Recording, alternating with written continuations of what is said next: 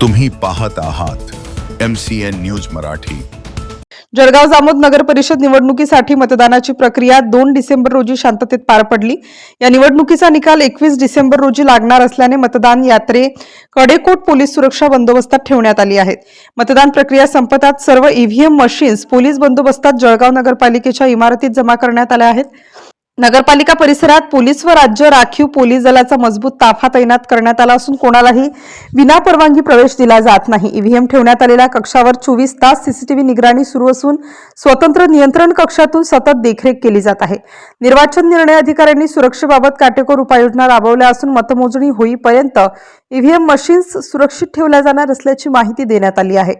सुरक्षा व्यवस्था पाहण्यासाठी वरिष्ठ पोलीस अधिकाऱ्यांनीही परिसराची पाहणी केली असून मतदान यंत्र सुरक्षेसाठी चोख बंदोबस्त ठेवण्याचे निर्देश पोलीस प्रशासनाला दिले आहेत। MCN न्यूज मराठी करिता अर्शद इक्बाल, जळगाव।